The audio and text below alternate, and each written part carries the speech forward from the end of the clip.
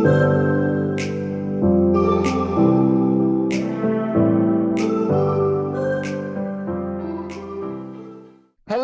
welcome to another episode of Hope Without Sight with your host, Sailor Cooper and Tyler Evans. On this episode, we have a very special guest, and let's give ourselves some applause. We are at Palooza! That's right. This has been an incredible, epic day. Right? Tyler, how have you enjoyed it? It's been great so far. And of course, with that being said, we have a very special guest. She is an entrepreneur. She's overcome so much adversity in life. She even has her own website, a podcast herself about how to have your life balanced and calm, even though there may be chaos. Please welcome Donna Fairhurst. Donna, how you doing this morning? Thank you, Sailor and Tyler. I am just wonderful, and I am so excited to be here with you. What you're doing is amazing. Love your podcast. Thank you. Thank you so much. And let me ask, how have you been enjoying Palooza? First, are you a veteran or are you a Palooza baby like us? I am. This is my second time around. I was blown away. It took me 2 days to recover from the last one. And you were pot of pooped. I was pot of poop. That's right. And I'm so glad to be back. The energy is off the charts. Yes, it is, for sure. It's amazing. Kimberly Crow, Michelle Abraham, they are amazing coaches, and I'm working with them right now. If it wasn't for them, we would not be where we are now, right, Tyler? That's right. And, of course, I will meet Kimberly and Michelle very soon. I'll be going to Puerto Vallarta, Mexico for the podcast content creation camp. And it's going to be an epic time. And see, we just launched, and we're not stopping there. We hope to make money with our podcast. Just like you. I'm sure you're making money with it, right? I actually don't have a podcast. I'm just a podcast guest. And I see. So you're a podcast guest, because I was just under the impression, because of your talk title and all that, you had a podcast yourself. I see. No, I just do a lot of public speaking. Oh, so you're more or less a public speaker. So have you done TED Talks? No, I'm working on that, actually. I'm working with Corey Poirier and his team to go towards that. I think I could feel very strongly I'd be a good TEDxer. Yes. And hopefully we can be TEDxers as well, right? That would be cool. Yeah. I'm familiar with TED Talk. Yes. And so let's get started. So your bio is so interesting. So you were born nearly blind. I really feel you can build rapport with both of us, because me and Tyler were legally blind as well. And so throughout both, you were just like very, confused. You went through a lot of chaos, but between 1 and 5, you moved so many places, and of course that gave you trouble, during your school years. And you mentioned, you were ridiculed by family and friends. I imagine that was really hard, but despite this, you've come out on top. Just dive deeper into your whole story. Well, my parents didn't even discover until I was nearly 12 years old that I was technically legally blind. I couldn't see the big E on the chart, even if I was just 3 feet away from it. However, that said, I did feel and see spirit. I did feel and see everybody's colors. Their aura image was just imprinted on me as soon as I saw them. To me, everybody looks like some version of a glorious Christmas tree. I see all the colors and lights of your auras and chakras, and I always have. My parents were very scared of that ability and my psychic awareness when I was young, so they really shut it down, and I shut it down. And really, when I became sighted through surgery and a special type of glasses, my whole world changed, because I saw things I never saw, and the things that I saw retreated to the background as I met, maneuvered this new world. And I kind of felt, this will sound weird, but I kind of felt like I needed a people cane, just because it was so much information coming in at me at one time. I went through also polio. I went through multiple divorces. I declared bankruptcy after the tragedy of 9/11, as did 600 other agencies in my country. I'm from Canada. Oh, Canada. Yeah, and grew up in Alberta. Now I live in British Columbia. Late in life, I didn't even start to discover or to explore and bring out my real gifts until I was 64. And that was when I was, from 45 to 54, people were finding me. I wasn't saying this is what I was, but there was kind of like a backroom talk that I had some abilities, some spiritual abilities. And so I also had, Sailor and Tyler, 3 near-death experiences where I died and went over to what we call the other side, and I was given information and I was sent back, and I was told that when the time was right, I would start delivering this information. Now, ironically, my near-death experiences were in my 30s, 40s, and 50s. I didn't begin to deliver this message until 64, and I'm 71 now. So the message here is that you are never too old. It's never too late to live your passion, live your purpose, and define what connection is to you with the rest of the world. That's right. That's Tyler's philosophy as well. That is my philosophy. And so, if it's so that I understand correctly, you've gotten better vision. You can see perfectly now, right? As long as I have glasses, yes, I can. They're kind of Coke bottle thick, and without them, I'm still a little lost. Yeah, I had surgery when I was 12 on my eyes, and it was a really groundbreaking surgery in Canada for my my condition. And then with glasses helped. And then later on, I had what was the first lens transplants. And so I'm I guess what you would call fully sighted now. But the interesting thing is when I really want to see something, I close my eyes. Wow. So, it's like I have to integrate it through closing my eyes. I see it and then I close my eyes to see it. Does that make sense? Makes sense. Mm-hmm. And if you don't mind, if you don't mind if me asking, what caused her near-death experience? Was it due to illness? If you don't mind sharing. I had 4. I had one when I was had polio, and when I was first diagnosed, I had ran a terribly high fever, and I went into seizures, and I died, and they brought me back apparently 3 times. I was only 1, so I don't remember anything about that. The next ones, the 3 that I actually remember, were in my 30s, 40s, and 50s, and each time I was in surgery having an emergency operation, and I just passed over, saw the light, literally, went to the light, and had my experiences there. I met family and friends on the other side. My father was always there for me. Whoa. What I can tell you is that we are not alone. We are always surrounded and helped by spirit. Angels are real. They exist. They're in our realm. Go ahead. Yeah, we are, because you're kind of bringing me to tears. Thank you.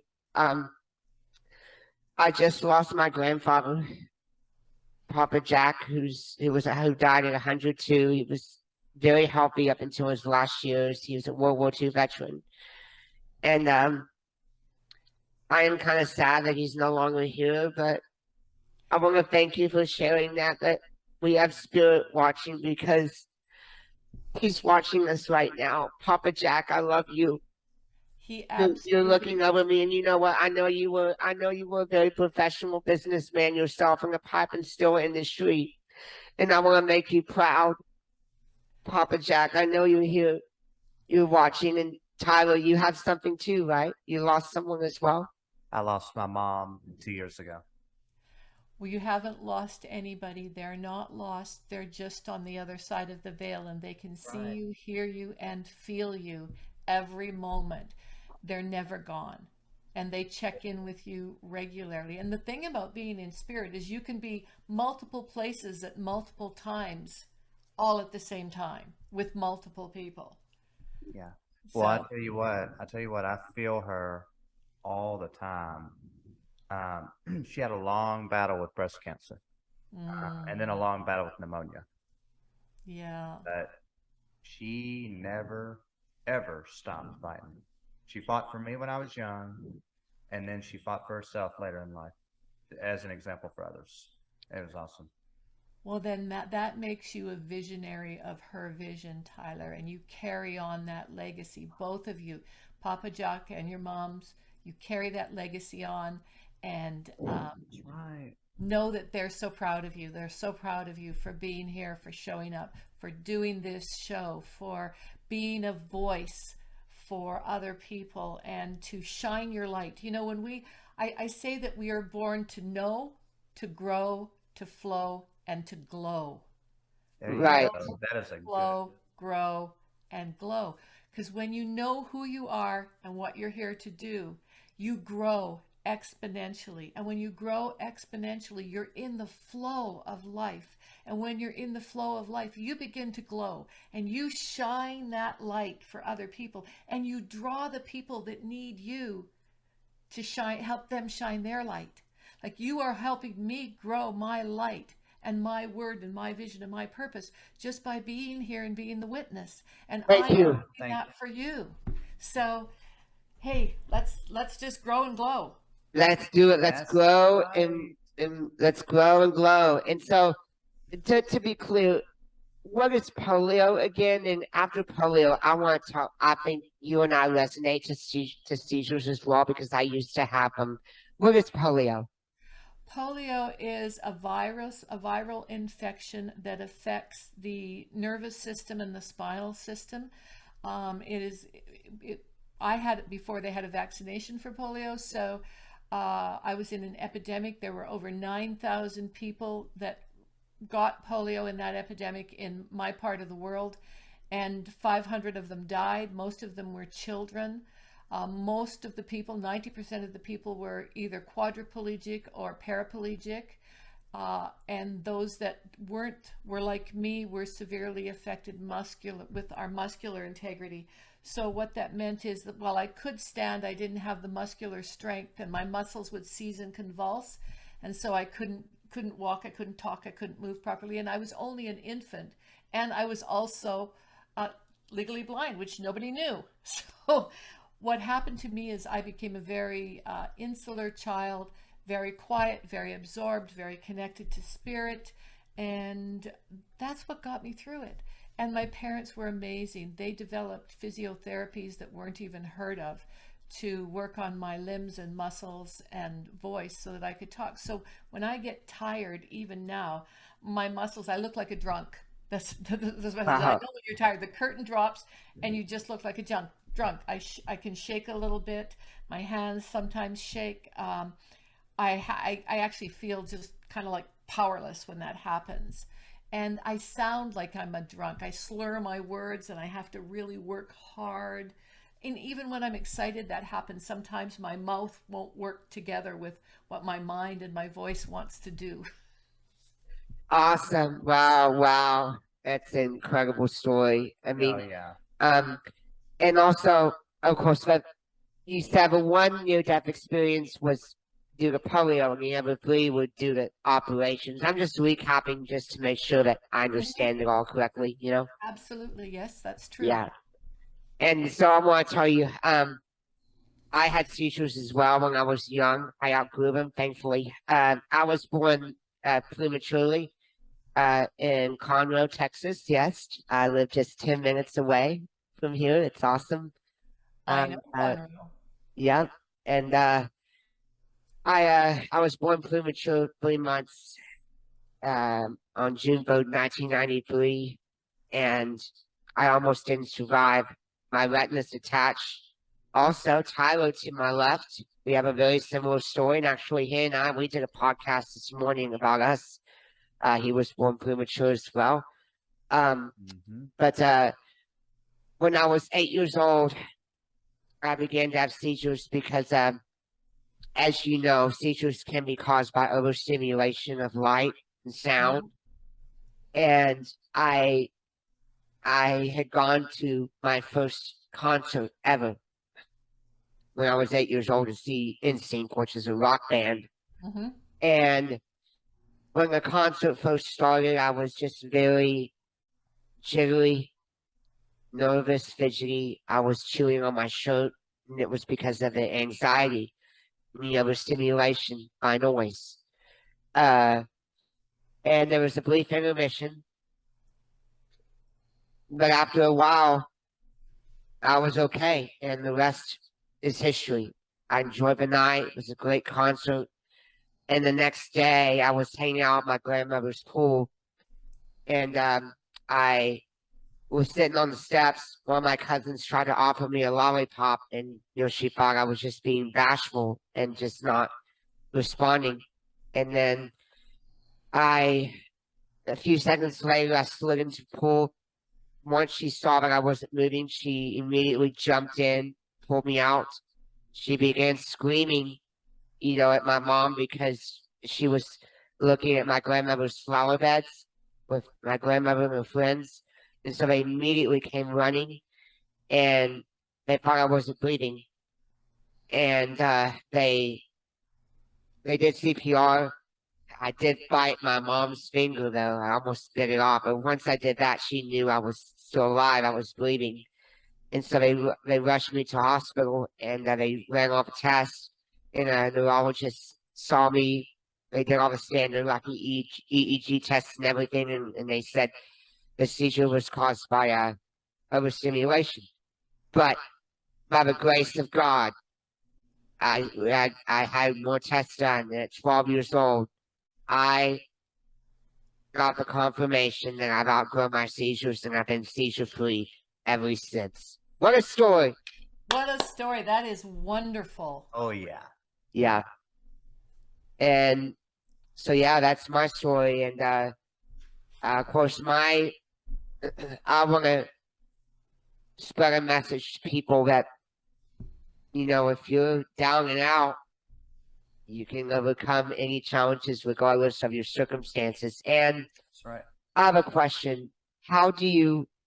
Your topic is creating balance in your life, even though it could be crazy and turmoil. How do you do that? Because I feel like a few of my family members can use that. How have you done all that, even though you've had a whole lot of adverse conditions? Well, Tyler, I've had some rough times that brought me to the brink of suicide twice. And Oh no! Oh, wow. I was very, very fortunate to have angelic interventions where literally angels came into me and said, enough, now call a friend or do this. And I did. And those people, saved my life literally and brought me back to balance. I was going through all of these transitions and divorces and bankruptcy and was very much alone in my life. And yet I was never alone because I always had spirit and I always had guides with me. And when I turned back to them and listened and followed what they told me to do, my life changed exponentially. And each time I had a near-death experience, I came back with another principle to live by. And so I came up with the I am principle, the Zero to Clarity program that I teach, that I coach, is a compilation of all of the principles I learned. The very first and most important one, if you get nothing else from me, take this home. When you say I am, the I stands for intention. The M stands for manifest. The A stands for awareness. I am. That is your signature to the universe. Whatever you say after I am better be positive, because The universe brings to you, I'm sorry, the phone is ringing. The universe brings to you exactly what you say or declare yourself to be. So when you say, I am tired, I am sick, I am lonely, I am broken, the universe says, oh, that's too bad. It's too bad that you want to live with that dichotomy. So here's more things to make you feel tired, sick, and broken.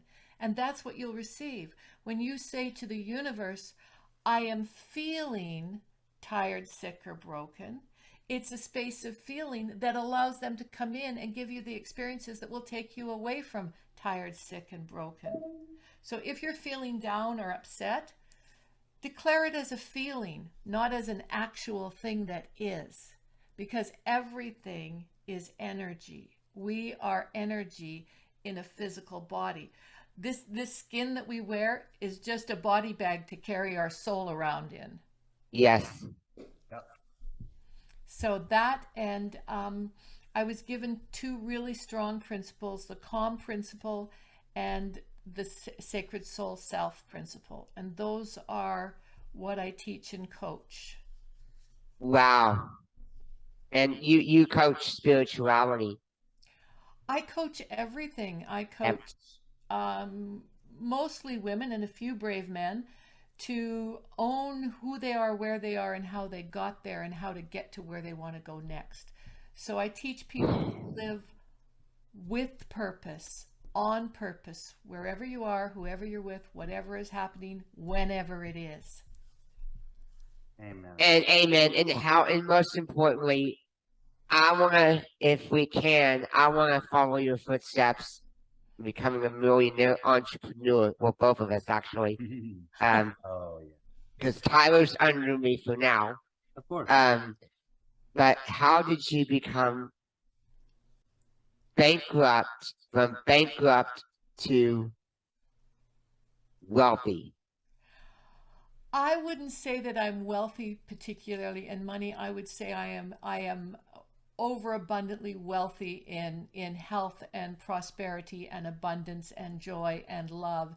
And I find that when I live from that, when I live from joy and love, all my needs are met.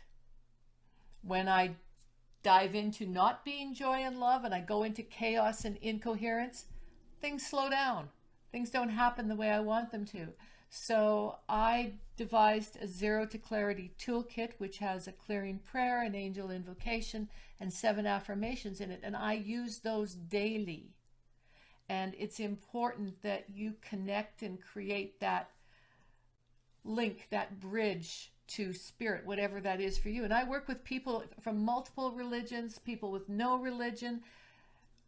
What your faith is not, it doesn't matter to God. It doesn't matter whether you're a Catholic or a Muslim or a Baptist or a Protestant. It doesn't matter. What matters to God is that you show up as love with peace and joy and abundance in your heart. And Wow. share One that. question. Do you work with people like with serious mental illness such as schizophrenia, bipolar? Because I won't say his details on the air. I do have a family member who's, not just she's been dealing with it, but we've all been dealing with this, and it's honestly, it's been very hard on all of us, and it's created a lot of turmoil in our lives. So, if you do work with people like that, that'd be fabulous. Because maybe you could help us. Well, I think I would probably be of more help with the family surrounding this person. If this person is truly schizophrenic or bipolar or has any serious mental illness, they need to be under the care, under psychiatric care and observation. In which they have been, yeah. And if they're getting, is this person on medications that help? Yes, she is. She has bipolar disorder. Yeah. Okay, yeah, I work with a few people that are bipolar. Yeah, absolutely. Yeah, I'm just wondering because maybe, I understand, like, of course, a psychiatrist has to treat the illness itself, but, like, if you could help all of us, it would be fabulous because we could use it. Well, and too, Sailor, occasionally I have done group family work where everybody is together and we do a group call and we do a group healing. I'm also a metaphysical Reiki master. I'm a master healer with auras and chakras. So I can help you with that too. Awesome. Wonderful. Yeah. And I like how you emphasize, even though we've lost loved ones, they're still here in spirit. I like what you believe because the hardest it's been on is my grandmother. Clearly, she and in her mind, he was not going to pass away until she turned 80, and he turned 105, which we knew that wasn't going to happen. And she says it hasn't hit her yet. It hasn't fully hit her that he's gone.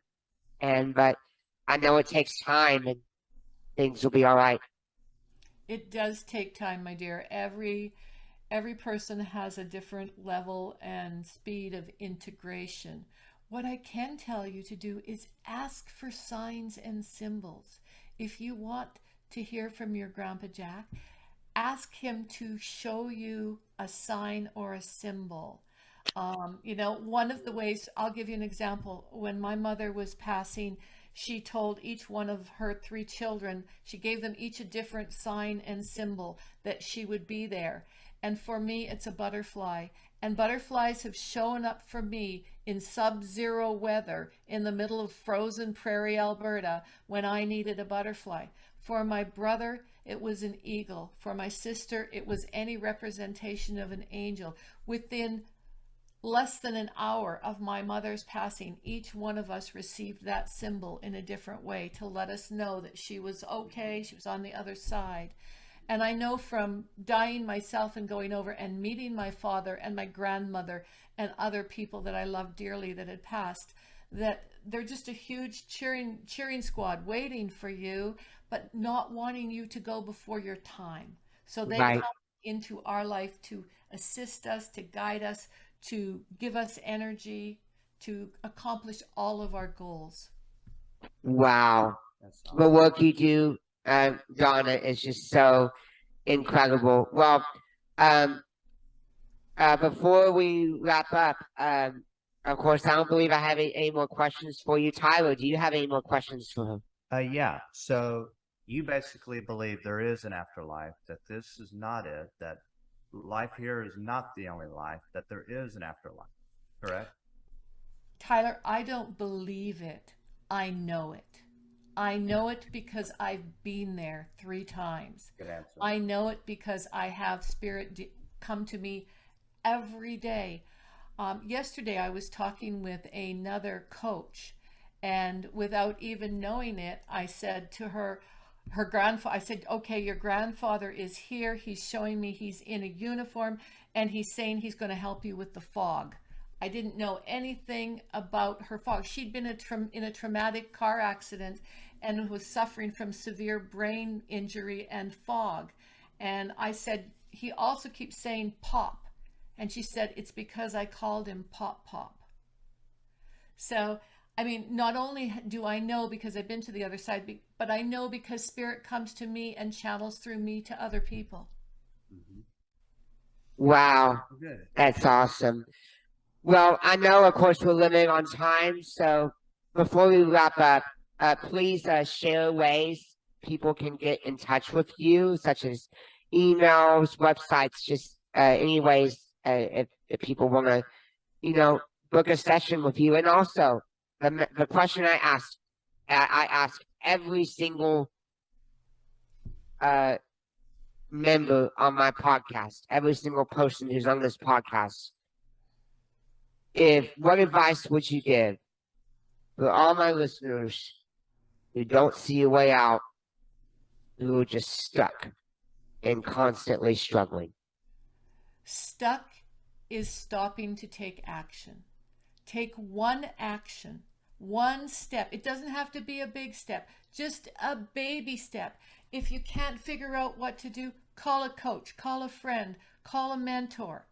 There's somebody always there to help you. You just have to take that baby step, get your feet out of the concrete and dance one step towards it, and it will come to you. You can reach me through my website, www.donnafairhurst.com. That's DonnaFairhurst, donnafairhurst.com. And I would love to hear from anyone. And Awesome. Well, Donna, it's been such a pleasure having you on the Hope Without Sight podcast here at Pagapalooza, October 2022. Everybody, please give it up for Donna Fairhurst. Oh, thank you. You gentlemen are love and joy personified. Keep on keeping on and do the good work. Yes, keep on. Stay blessed. Thank you. And blessings to all. Thank you. Bye. Bye. We hope you feel renewed, inspired, and encouraged, like you can just carry on and conquer the world. Please hit the subscribe button on all platforms and tell your friends and family to do the same. Blessings to all.